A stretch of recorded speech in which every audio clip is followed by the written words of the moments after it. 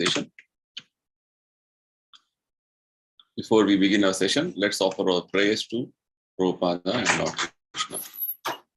Namo Om Vishnupadaya Krishna Prestaya Bhutale Srimate Bhaktivedanta Swami Namine Namaste Saraswati Deve Gauravani Pracharine Nirvisesha Shunyavadi Paschatya Deshatarine Jaya Shri Krishna Chaitanya Prabhu Nityananda Shri Advaita Gadadhara Shri Vasati Gaura Bhaktavinda Hare Krishna Krishna Krishna Hare Hare Hare Rama Rama Rama Hare Hare Shri Shri Radha Vrindavan Chandra ki Jai Shri Shri Nitai Gauranga ki Jai Srila Prabhupada ki Jai Jai Gaura. So welcome everyone for the Sunday morning session on Science of Self-Realization. We are discussing on this book, Science of Self-Realization, since almost 1 year now. And we have almost reached the final chapters of this book. And today we will be discussing on a topic which is already going on as a series of discussions since last few weeks. And we're going to conclude this topic today. The topic is the highest love. Right? This is the topic. And today we're going to discuss on the final conclusive part and try to sum up the whole understanding. So let's start the session. And these sessions are all an inspiration of His Divine Grace A.C. Bhaktivedanta Swami Prabhupada, the founder Acharya of the worldwide Hare Krishna movement, also known as ISKCON. He, by his wonderful teachings and his simple explanation of things, has made the understanding of the spiritual subject matter so easy for all of us that we're able to appreciate very exalted topics in a very, very simple way. So we offer our respectful obeisance to him. So in the last sessions, we have discussed many aspects, many things. We'll just quickly go through those things which we have discussed so far. We discussed on the concept known as love of God. What is love of God? We discussed. Love of God basically means you know who you are and what is God. Actually, we are part and parcel of God, and Krishna is the Supreme Personality of God, and we are subordinate to Him eternally. And we are actually very intimately connected with Him. This is what Bhagavad Gita explains to us. Mamevamsho jiva loke jiva bhuta sanatana. We are very intimately, closely connected with Krishna eternally. And this awakening of a relationship with Krishna is what is known as love of God. Actually, all of us have affection for our family members, affection for our relatives, friends, our countrymen. We have different types of affections. But all those various affections and attachments which we have are all limited to this body. Once this body is no more, so all affections and attachments what we have is all cut off. Whereas originally as spirit soul, we have eternal relationship with Krishna. That eternal relationship with Krishna, when it is awakened to its original state, is what is known as love of God. Right now, our love is distributed to many, many aspects in this whole, in our life actually, diverted in so many ways.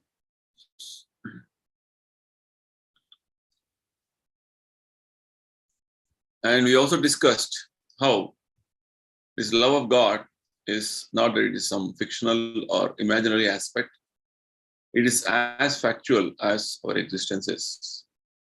And Krishna has his abode Krishna has his devotees who are actually interacting, and they are having those wonderful exchanges in the spiritual world, right?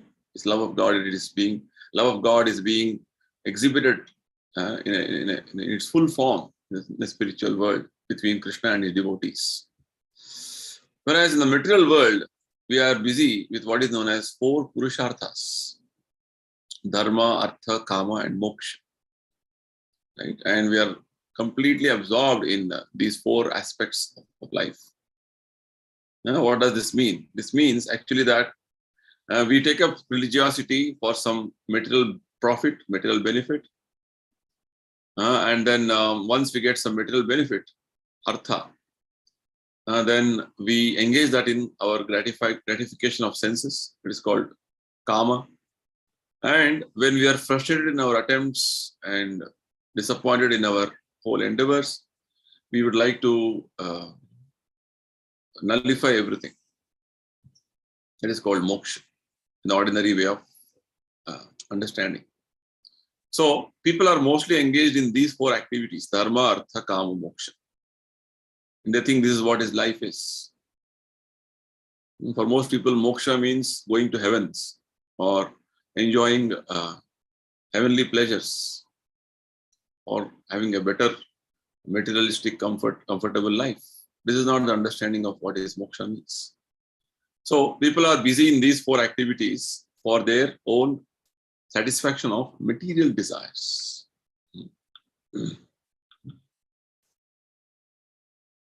So we understood that real happiness is only by Krishna Prema. Right? When you have devotional service to Krishna, or rather awakened our devotional service to Krishna, you'll get the real happiness. All the other things, dharma, artha, kama, moksha, from a materialistic point of view, cannot give us real happiness. They may give us some temporary so-called happiness for time being, but the real happiness is possible only by performance of devotional service to Krishna or awakening of our original relationship with Krishna. And how to attain it? We were discussing. This can be attained, devotional service can be attained by executing the devotional service in a mood of with no material desires, with no other speculations, and with no fruitive mentality. Right? So in that way, we were discussing further how to cultivate Krishna consciousness favorably. Favorably means the way Lord Krishna wants us to perform devotional service. Not that whatever way we think we can perform devotional service. No. Devotional service, again, is not a speculation or some sentiment which is just done out of our own way. It is a very standard way of performing actions in a specific manner, systematic manner, as given in the scriptures, as directed by the great teachers. We have acharyas, we have spiritual masters who are guiding us in this whole activity. Just like any discipline for that matter, we have a proper system of understanding that particular discipline of knowledge. Right? For example, say somebody wants to take up the course of medicine. Not that somebody can simply sit in the home and get some medical books and he'll read and he'll become a doctor. No. You have to go to a university, medical university, enroll yourself, go through all the syllabus properly in a systematic manner, go through the systems and procedures there properly. Then you're trained under a expert professors there. After that, once you're qualified, then you're given a certification that you're a doctor. So likewise, the spiritual life or the activity or performance of devotional service is not that it is haphazard or it is without any proper background understanding. It has a very rigorous scientific approach with regard to how to take up that devotional service in a systematic manner. There are great teachers, Goswamis of Vrindavan, who have given us very systematic understanding of how to perform devotional service. And Srila Prabhupada, who is the Acharya in the line of disciplic succession, or the parampara it is called, he has given a very, very wonderful systematic understanding of how to awaken our dormant love of God. Love of God is there in us, but it is right now dormant. It is not awakened. So this has a systematic procedure to awaken ourselves. And that one important aspect of this awakening is we have to do activities favorably to Krishna. Right now, we do actions which is favorable to me. It is going to satisfy my senses. So favorable devotional service means when you act the way Krishna wants. So what Krishna wants is expressed in his teachings of Bhagavad Gita, Srimad Bhagavatam, and it is explained very nicely by his pure devotees. Srila Prabhupada has explained them in a very in a manner which is very convenient for us to follow them in our day-to-day activities. That is what it means by telling favorable Krishna consciousness cultivation. So this is what Chaitanya Mahaprabhu has given as a contribution, that you can achieve this perfection of love of God even in this human form of life. Apart from the four endeavors which human beings do for dharma, artha, kama, moksha, religiosity, economic development, self-gratification, and also the ultimate aspect of coming out of this material world from all suffering called moksha. This is the highest, the fifth dimension known as prema or Krishna prema or love of God. So this aspect was revealed by Chaitanya Mahaprabhu, who is Krishna himself in his Kali Yuga. And he has come and demonstrated how to develop this Krishna prema. And he freely distributed this Krishna prema. Yes, see, it is like, for example, a very advanced person in one specific branch of knowledge, who has got very high understanding of the aspect of knowledge. He would like to give this knowledge to everybody freely. Right? So like this, Chaitanya Mahaprabhu has come and incarnated to give us this wonderful understanding of Krishna Prema Pradayate. One of the Acharyas, Goswamis, prayed to Chaitanya Mahaprabhu that he came to give this Krishna Prema to us, which is the highest perfection of human life. Because all of us are intimately connected to Krishna. We all have a very close connection with Krishna. So this revival of the Krishna consciousness system, the Krishna consciousness process, is what is the purpose of this human life is. Okay. So like this, you can see the Chaitanya Mahaprabhu's contribution to humanity is enormous. That's why he is known as a very magnanimous incarnation. Namo Mahavadanyaya Avatara. So Chaitanya Mahaprabhu explained to us there are Krishna, we can relate with Krishna in 5 primary relationships and 7 secondary relationships. Totally, there are 12 types of relationships which you can have connection with Krishna. And in this regard, we also discussed about the various pastimes of Krishna. And with this, we came to the understanding of what is the definition of pure devotional service. Sarvopadi vinirmuktam tat paratviranidbalam rishikena rishikesha sevanam bhaktir uchyate. Means you have to give up all the so-called material designations. Material designation means I am so and so, I belong to this country, I belong to this family, I am a big officer, I am that person, I am intelligent, I am that, I am this. Like this, we have so many designations right now. It is called Upadhi.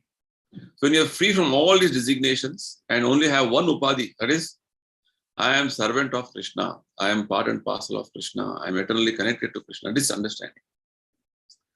Then that is the, and you engage all your senses in Krishna service. Rishikena Rishikesha Sevanam. That is called Uttama Bhakti, Krishna says. The Narada Muni says.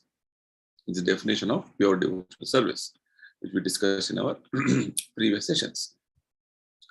And we also discussed on how we have to render service with purified senses. The process of bhakti itself is very purifying. When you start performing bhakti, the way it is recommended, it will purify our senses. In that way, go on engaging in Krishna's service again and again, repeatedly. in a systematic manner that will further purify our senses and engagement of our devotional service. So we also understood one very important concept in the previous session, that spirit soul is a person and we are not designed for independent enjoyment. Right? Basically, we are individual personalities. His body is not the person, his body is just a covering. Just like we cannot say, my shirt is a person. No, shirt is only a covering, it's a dress. His body is a dress for that individual person, soul person. And we are designed in a way that just like the bodily parts are designed to give service to the body, whole body, right? The hands, you want to eat something, the legs move to the place where you have to get a food, and hands will pick up the food, put it in the mouth will chew the food, and it is passed on to the stomach. And from the stomach, the digestion happens, and energy is distributed to all the different parts of the body. Likewise, the spirit soul, being part and parcel of Krishna, is designed to give service to Krishna, and that way take pleasure in giving service to Krishna.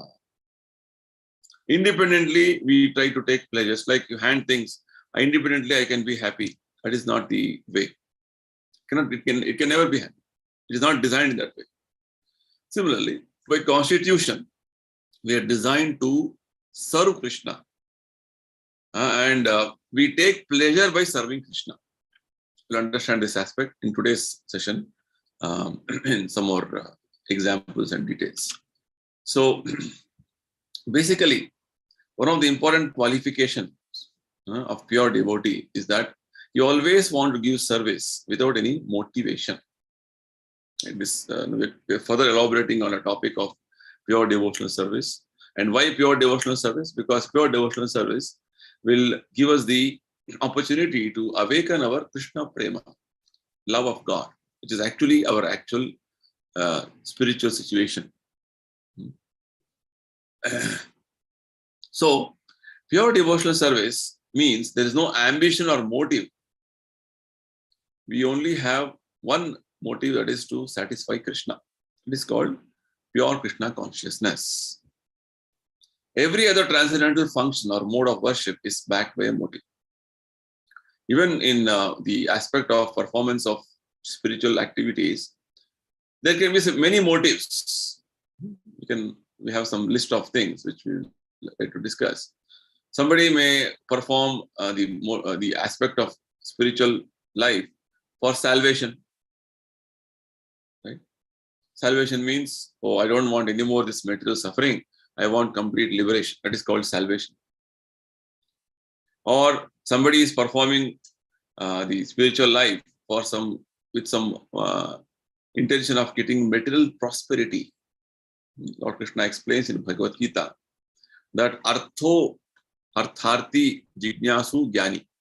There are 4 types of people who approach Krishna in the mood of devotional service. Somebody may come with the mood of artha. Artha means money, the material prosperity. Or artha. Artha means I have some problem, material distress. So please relieve this, God. In that way, they may approach Krishna. Or they are jignasu. They are very inquisitive about this life and about the various aspects of life. So they approach. And there are wise people with great understanding, great knowledge. They approach Krishna. And there are 4 types of people. Krishna says, out of all these 4 types of people, the one with understanding, pure knowledge, jnanis, they are more better than the other three categories. Because at least when he has awakened his real knowledge, he will render service to Krishna with pure devotion. That is the point. So people may approach God with different intentions, with different motivations. Someone for salvation, someone wants some material prosperity, someone wants to go to a higher planet, elevation to higher planets. It's like we live on this planet called Earth. Above Earth, there are many other higher planets. They're called Swargaloka, Maharloka, Janaloka. The topmost planet is called Brahmaloka. And Krishna says in Bhagavad Gita, even going to a higher planet, you may go by acquiring some pious credit, Some punya you may have and you will go to higher planet. But after that punya is over, again you have to come back to material. Shine punye martya lokam shanti. So like this, all these aspirations of salvation, mukti, or material prosperity, or going to a higher planet, is not the motive. And somebody may want to go to Krishna Loka also. That is also maybe one intention, right? But whatever it may be, these ambitions should not be there in any devotee. A pure devotee will not have any such ambitions, right? A pure devotee is free from all desires. A pure devotee does not even desire to go to the supreme abode, Krishna Loka. There are many statements by great devotees, which is mentioned, that a pure devotee doesn't even want liberation. Chaitanya Mahaprabhu, one of his teachings, he explains to us that I don't want wealth, na dhanam. I don't want followers, na janam. I don't want to enjoy in this material world with opposite sex, na sundarim. Or I don't want appreciation and glorification, na kavitam, jagadisha kamaye. I don't want even liberation, Chaitanya Mahaprabhu says. What I want, life after life, is your unalloyed devotional service, pure devotional service. So like this, we have wonderful explanations of what does pure devotional service means. So the pure devotee, even though he doesn't aspire to go to spiritual world, but he goes because that is what Krishna has assured us in the Bhagavad Gita. And his only engagement is how to completely absorb himself fully in Krishna's service. That is only engagement. That is only desire, aspiration. How to engage himself fully in Krishna's service. So a pure devotee refuses even liberation of all types. So as we are talking about liberation, there are different types of liberation, right? Let us discuss on those things. So there are 5 types of liberation: Sayujya Mukti, Salokya, Sarupya, Samipya, and Sashti. Right? So Sayujya means merging ourselves with the Supreme Brahman. That is the impersonal path, which is not followed by the devotees. Whereas Salokya liberation means Salokya. Lokya means the same planet, same loka, where Supreme Lord is living. They live on the same planet where Supreme Lord is living is called Salokya liberation. So the residents of Vaikuntha planets live on the same planet as Supreme Lord. Right? When you are actually got proper liberation in terms of the standard way of performance of devotional service, one of the liberation you can get is to live in the same planet as Supreme Lord is there. Same Vaikuntha Loka where Supreme Lord is residing. And there is one more liberation called Sashti. Sashti means to have the same opulence as Narayana. The liberated individual soul can appear just like Narayana, with 4 hands, 4 emblems, almost the same bodily features, the same opulence, the same ornaments, the same buildings, everything.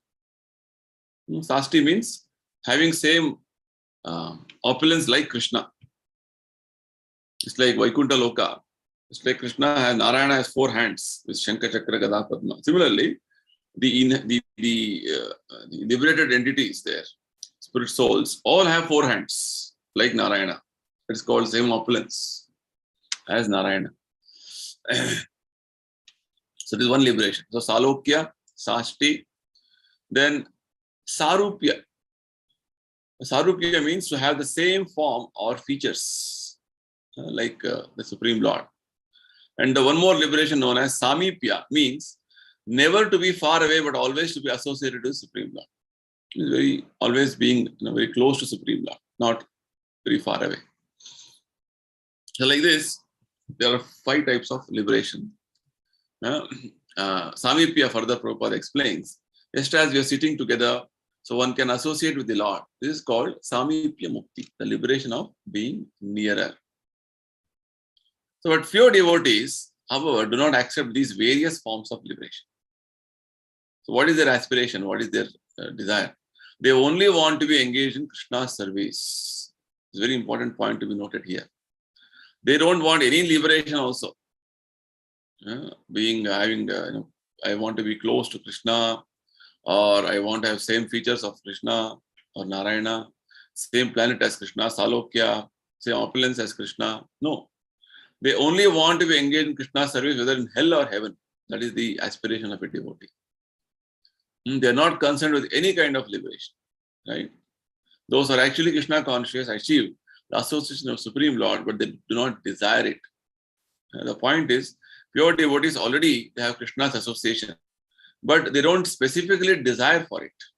That is the point. Their only ambition is to be engaged in transcendental loving service of the Lord. Chaitanya Mahaprabhu says, Mama Janmani Janmanishware Bhavatat Bhakti Rahit Kitvai. Life after life, I only want engagement in your pure devotional service, Krishna. I don't want any other engagement, Chaitanya Mahaprabhu says. So like this, we see the standard of pure devotion is something which is very exalted, not like any mundane aspect, what generally people think.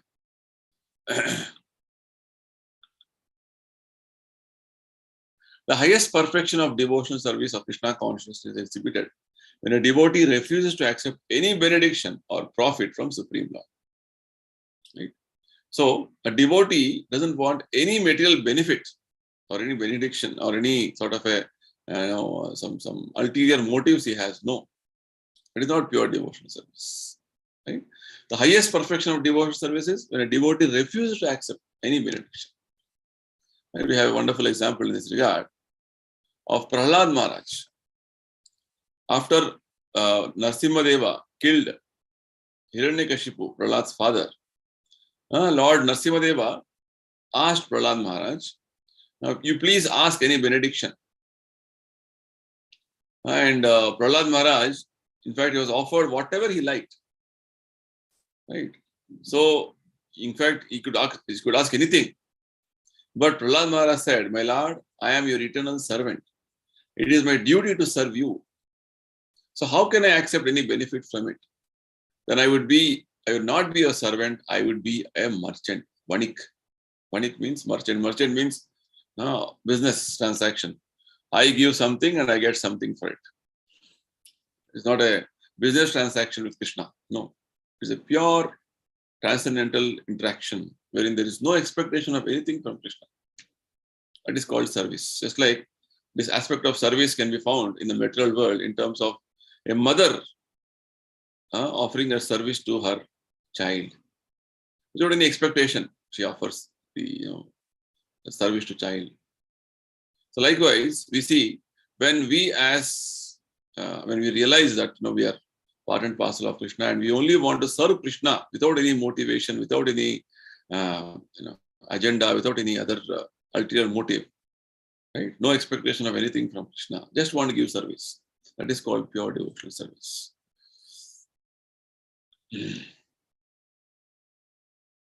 So Prahlad Maharaj replied in that way, and that is the sign of a pure person or a pure devotee.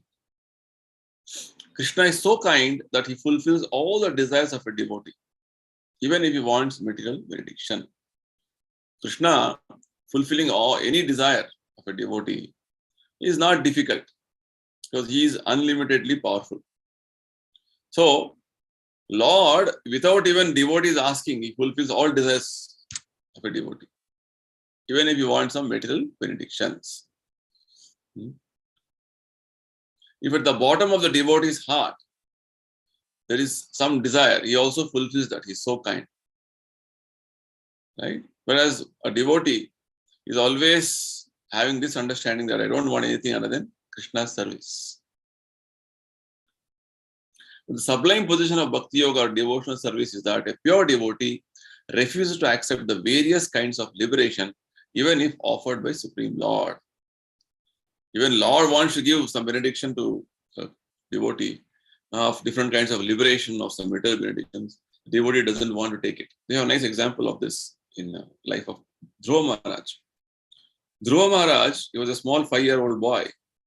He left home because he was insulted by his stepmother for not being born from her womb, and she insulted him that you cannot sit on the throne. Right? So Dhruva Maharaj felt a great insult and he left forest in search of Krishna to get a benediction of a bigger kingdom than his father's kingdom. That was his motive with which he started devotion.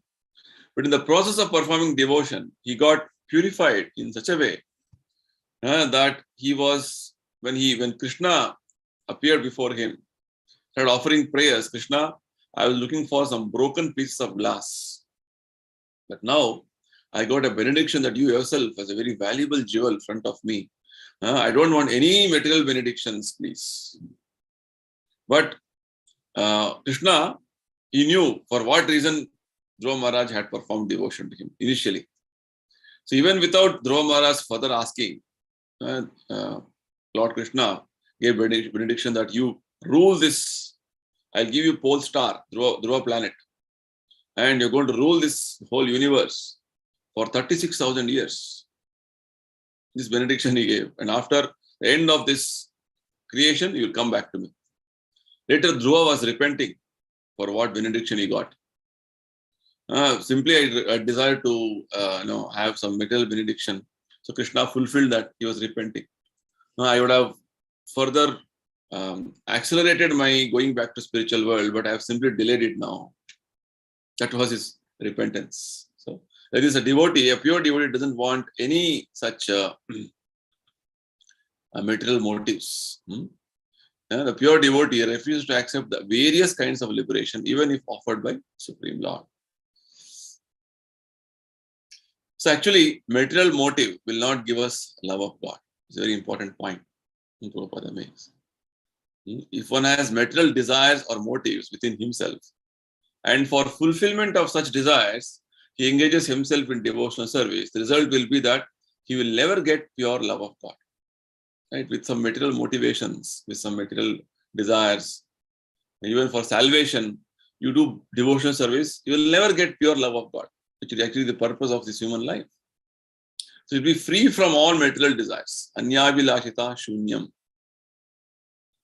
If one is thinking, I am engaged in Krishna consciousness, in Krishna's devotional service, because I want such and such an opulence, that desire may be fulfilled, but you'll never get such unalloyed love of Krishna as the gopis had.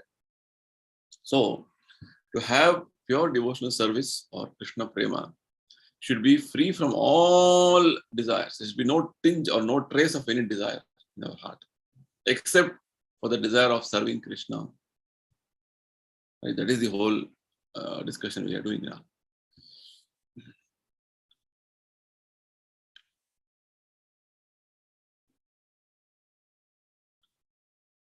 If one has a motive, even though he discharges his devotional service, he will still not be able to reach the stage of pure love of God. So, the heart should be fully clean, completely clean. Only then, because Krishna is there, Paramatma, he is seeing, watching our heart. He knows what is there in our heart. Should have no other desire other than to please Krishna. Because there are so many desires which will prop up in our background consciousness because of our conditioning in the material world. In the one of the teachings of Rupa Goswami, in a book known as Bhaktivedanta Sindhu, also known as Nectar of Devotion, he says, as long as one desires some material benefit called bhukti, or even if he wants salvation, mukti, then he must take those ghostly representations. Rupa Goswami compares the benedictions from the different sorts of material aspirations, material benefits, and also the desire for liberation as ghostly representations. He calls them as a witch. The witch will be haunting us. Ghost will be haunting us. So the material benefits or even the desire for liberation are like ghosts which will always haunt us, not going to give us any peace. Right? So we should give up all these material motivations. As long as that Maya exists within one's heart, how can one enjoy the spiritual bliss derived from pure love of Godhead? Right? So these material desires or even desire for liberation are all like Maya within our heart. So with all these aspirations in the heart, how can you enjoy spiritual bliss? Because pure love of God is something which is exalted position, which is actually our natural situation, which we are right now deprived of. So come to this pure situation of pure love of God to enjoy spiritual bliss is something which we have to always aspire for. In other words, if one has material desires or even a desire for salvation, he cannot attain pure love of God. In other words, Prabhupada is saying, give up all any other motives. Anyaya vilashita shunya. Pure devotion is devoid of all desires. It is simply to render loving service for its own sake. This is the definition of pure devotion. It is devoid of all desires, simply to render service, loving service to Krishna for its own sake, for Krishna's pleasure only, nothing else. In this regard, we have a wonderful story of Rupa Goswami. This particular story happened in Braj area, Vrindavan area. There's a place by the name Ter Kadamba near Barsana.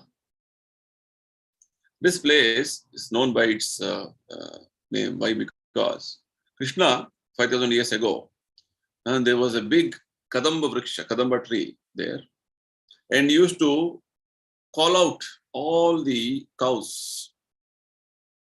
At one point of time, when in the day, the evening, before going back, he used to call out different cows by the different names. Ter in language of Braj means to call out. So that's why this Ter Kadamba got its name. So this place, Ter Kadamba, is a very wonderful place, very peaceful place. Even now there is a big banyan tree there, where Krishna actually stood below that and he was calling all the cows. The cows used to come when Krishna called them.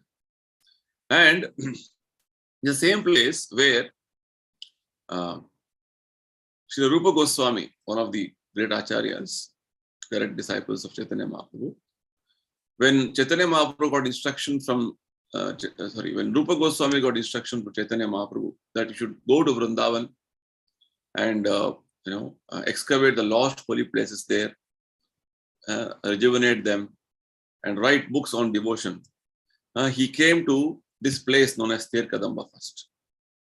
And he lived there for quite a number of years. And he used to do bhajana there.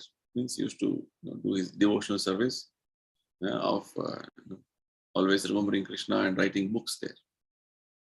So this is the, this particular pastime which I'm going to narrate now, story which I'm going to narrate now, happened in this place called Ter Kadamba.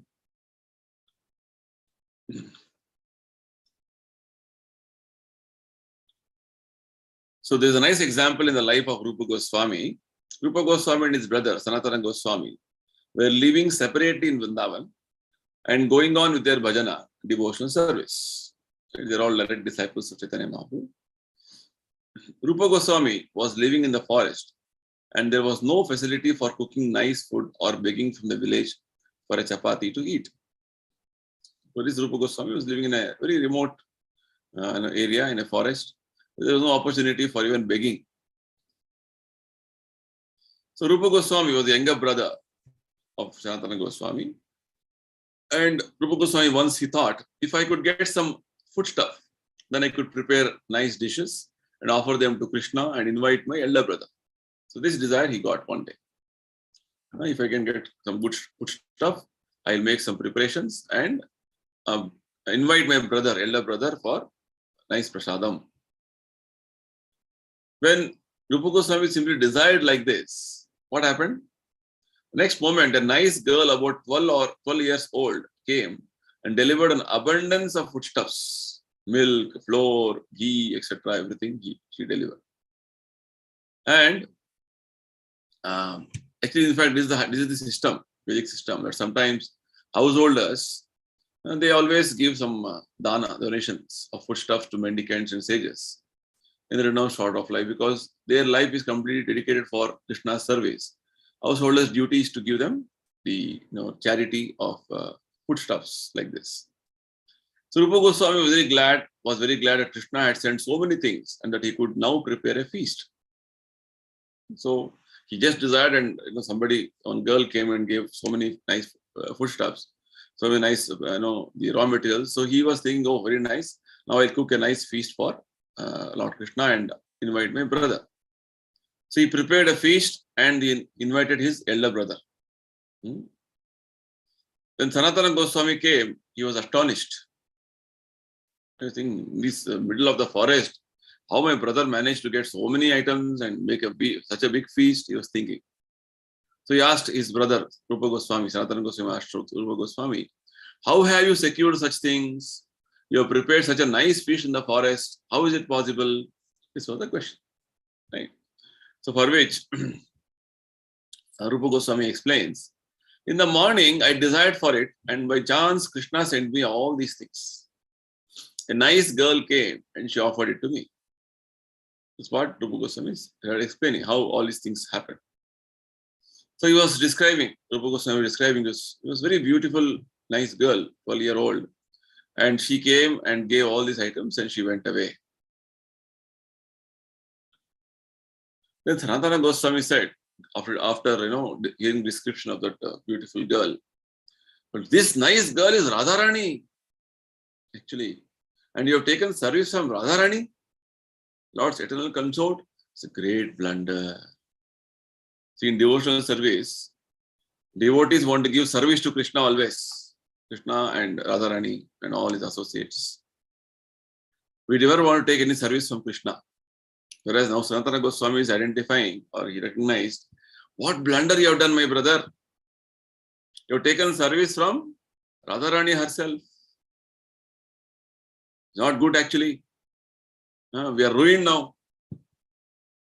Like this, Sanatana Goswami was feeling. So this is the mood of a pure devotee. He doesn't want to take service from Krishna, rather he wants to give service to Krishna always. Right?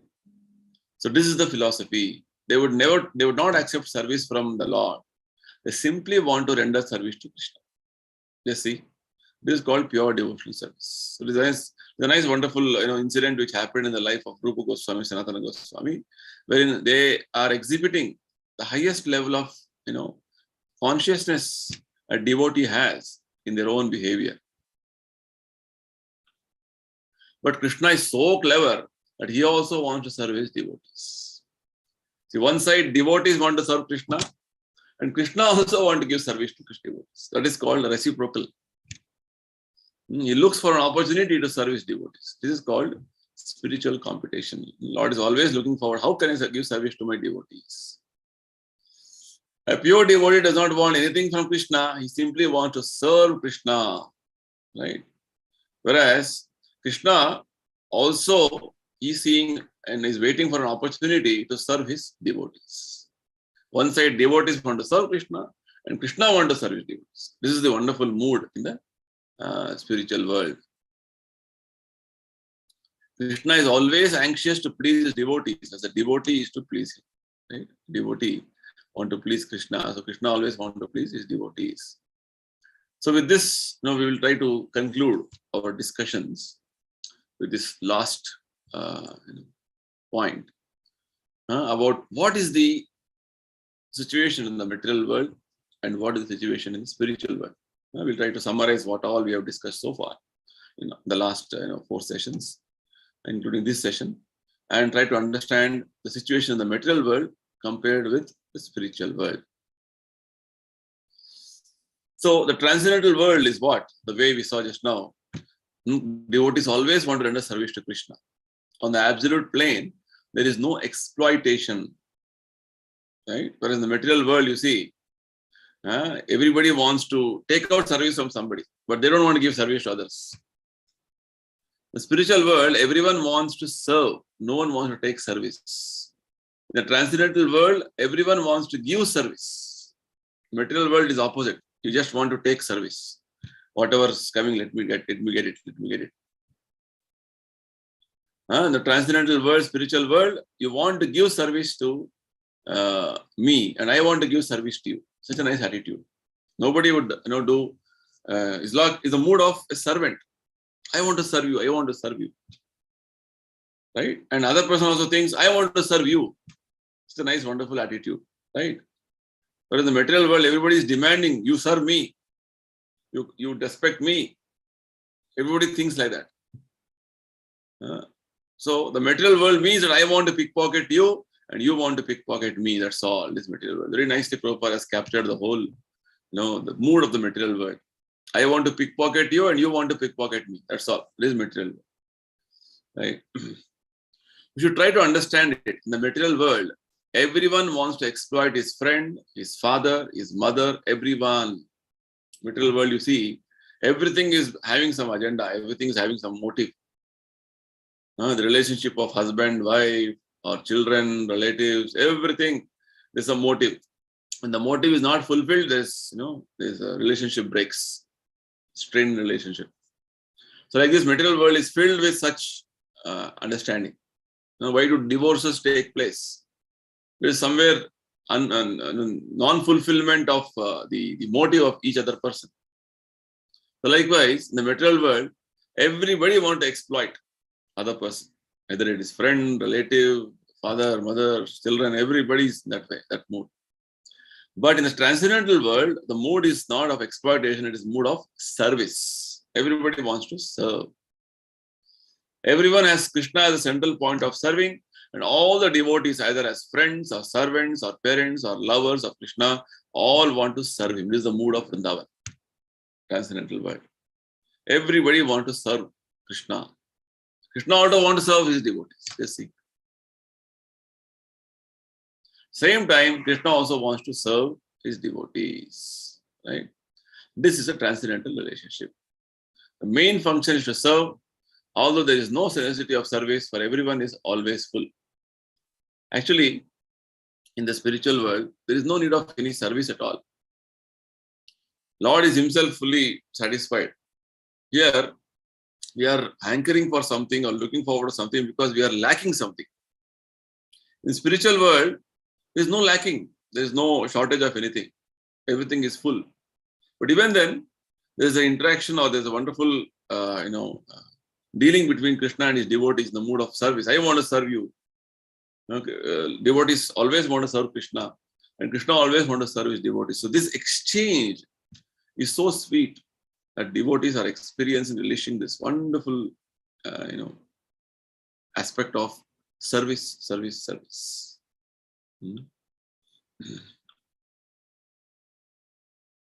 There is no hunger, there is no necessity of eating, but still everyone offers nice things to eat.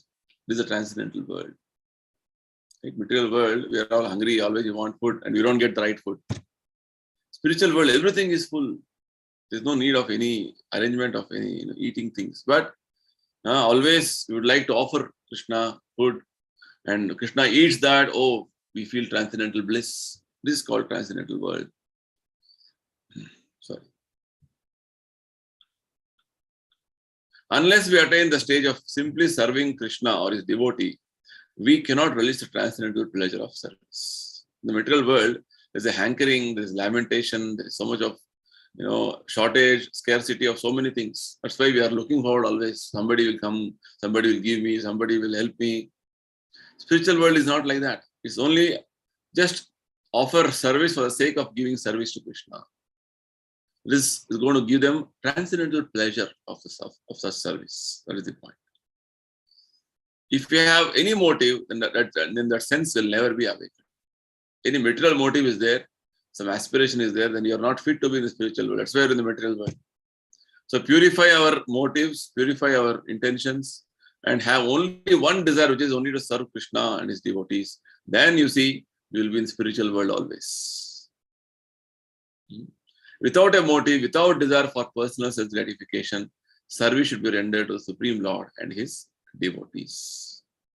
This is the mood in the spiritual world compared to what is there in the material world. Material world is the mood of exploitation, always want to squeeze out something from others. Whereas in the spiritual world, there is no motive, no desire for personal gratification, service to Krishna and his devotees. This is the only motive. So with this, we conclude this topic, very wonderful topic known as the highest love. And we request you to go through this chapter again in this book, which is there in the Nectar of the Science of Self-Realization, and carefully read that, because it is a very important subject matter which all of us have to know and understand this. right? This is a very, very, wonderful topic, which all of us have to appreciate this. So request all of you to go through this topic in the book again carefully and absorb the subject matter properly. With this, we conclude today's session. If anybody has anything to ask, discuss, I can take a few questions. Online also we have YouTube and Facebook. We have sessions being telecasted. Same session is being telecasted. If any online questions and queries are there, recommendations we can take up now. So looks like there are no such queries, questions. So we'll close for today, and we'll again come up with a new topic next week.